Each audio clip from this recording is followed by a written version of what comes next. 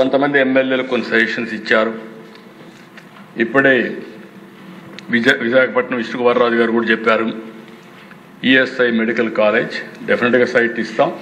అక్కడ సైటు ఎక్కడ చూసుకొని అక్కడ ఇస్తే ఒక కాలేజ్ వస్తుంది. అదే కాకుండా ఈరోజు కాకినాడ అయితే రంగరాయ మెడికల్ కాలేజ్ కూలిపోయే పరిస్థితి వస్తూ ఉంది. ఓల్డ్ బిల్డింగ్, దానికి కూడా డబ్బులు కావాలన్నారు. అది కూడా నా దృష్టికి వచ్చింది. అలాంటివి ఈ ప్రభుత్వం ఒకటే ఆలోచిస్తున్నాం, కొన్ని కంపల్సరీగా ప్రభుత్వం డబ్బులు ఖర్చు పెట్టాలి. దానికి పెట్టడానికి ప్రభుత్వం సిద్ధంగా ఉన్నాం. ఏది కూడా ప్రాధాన్యత ఐడెంటిఫై చేస్తాం, నిధుల్ని రేషనలైజ్ చేస్తాం. అన్ని విధాల ఏ విధంగా ఆలోచించుకుని ఇరిగేషన్ ఉంది. మొన్నే మీరు చూశారు, హంద్రి నేవా పైన దగ్గర 3,800 కోట్లు శాంక్షన్ చేసి ఎగ్జాక్ట్గా 100 రోజుల్లో మొత్తం కాలువలన్నీ ఎడల్పు చేసి కుప్పానికి నీళ్లు తీసుకుపోయామంటే 738 కిలోమీటర్లు నీళ్లు తీసుకునిచ్చాం. ఇలాంటి కార్యక్రమాలు చేశాం. వీళ్ళు చేసినటువంటి పని మొత్తం మైక్రో మన ఏదైతే ఇరిగేషన్ ప్రాజెక్ట్స్ అన్నీ కూడా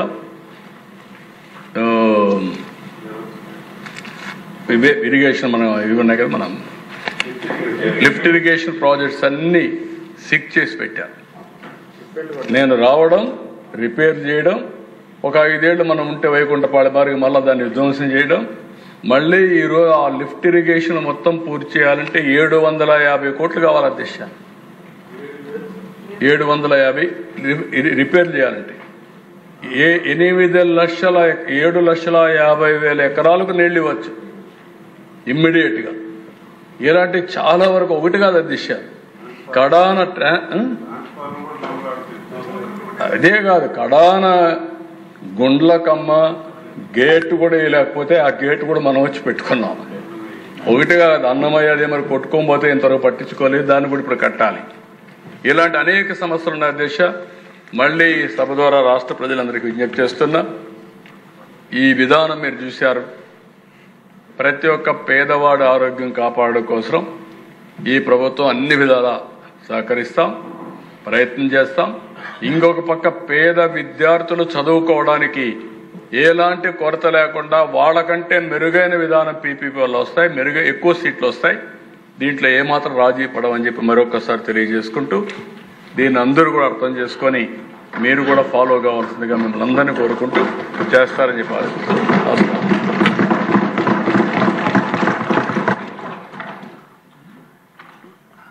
భగవంతుడిచ్చిన 120 సంవత్సరాల ఆయుర్దాయం దిశగా ఆరోగ్య ఆంధ్రప్రదేశ్ తప్పకుండా ముందుకెళ్తుందని ఆశాభావం వ్యక్తం చేస్తూ, నాకు ఇచ్చిన సూచనలను కూడా తప్పకుండా పాటిస్తాను. కొంచెం ఆలస్యంగా ఇచ్చారు మా అచ్చెన్నాయుడు గారు, నేను అది ఫాలో అవుతున్నామండి.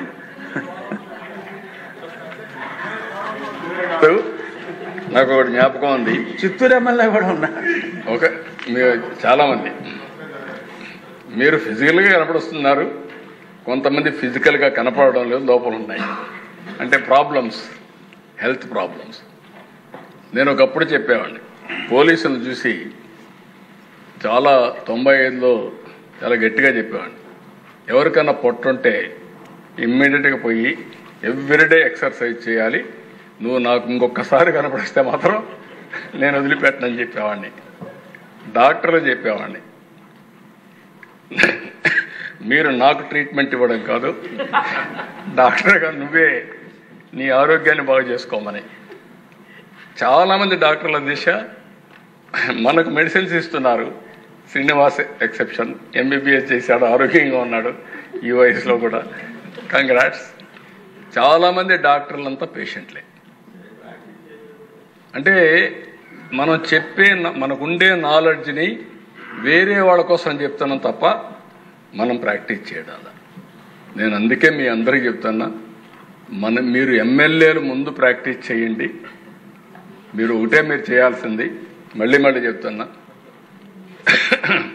న్యూట్రిషియస్ ఫుడ్ మితంగా తినండి, ఎక్కువ రోజులు ఆనందంగా ఉండండి. ఎందుకంటే ఒకవేళ మనుషులు ఎక్కడ సరిపోదు అది వేరే విషయం, కానీ బ్రతికినంత వరకు ఆనందంగా ఉండాలనేది, ఆరోగ్యంగా ఉండాలని నా కోరిక. నెంబర్ 1. నెంబర్ 2, ఇంటికి పోయి హ్యాపీగా పడుకోండి, నిద్రపోండి. సౌండ్ స్లీప్ వస్తుంది, మంచి హ్యాబిట్స్ ఉంటాయి. బాడీ కూడా ఛార్జ్ కావాలి, ఛార్జ్ కావాలంటే నిద్రపోవాలి. 2, మార్నింగ్ ఎన్ని పనులున్నా, ఇప్పుడు ఆరోగ్య మంత్రి కూడా ఇంకా ఎక్సర్సైజ్ చేయడం లేదు, నేను అది కూడా చెప్తున్నా, ఒక 45 మినిట్స్ 1 అవర్ యోగా అన్న చేయండి, ఎక్సర్సైజ్ అన్న చేయండి. మీరు ఏం చేసినా మీకు వదిలిపెడుతున్నా అది కూడా చేయండి. ఎమ్మెల్యేలు నిద్రపోనివ్వట్లేదు అంటున్నారు.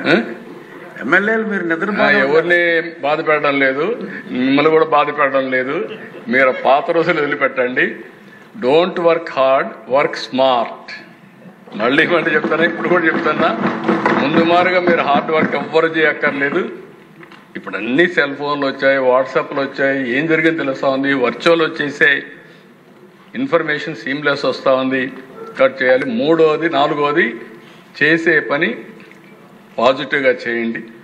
కర్మ కూడా పాజిటివ్ కర్మ చేయండి. ఎక్కువ రోజులు ఉంటాం, పాపులారిటీ ఉంటుంది, మంచి పేరు ఉంటుంది. మళ్ళీ మళ్ళీ ఎమ్మెల్యేలుగా మీరు గెలిచి వస్తారు. ఇది చేయకపోతే మాత్రం కొంతమంది, నేను ఇప్పుడు అన్ను మళ్ళా మాట్లాడుకుందాం. కాబట్టి దయచేసి అందరూ గుర్తుపెట్టుకోవాల్సిందిగా మరొకసారి కోరుకుంటూ, ఇది ఒక వినూత్నమైన ఆలోచన, మనందరం కలిసి పనిచేద్దామని చెప్పి విజ్ఞప్తి చేస్తూ అందరికీ నమస్కారం. ఈనాటి సమావేశం ఇంతటితో ముగిసింది. తిరిగి రేపు అంటే 24 సెప్టెంబర్ 25 నాడు ఉదయం 10 గంటలకు మళ్ళీ కలుద్దాం.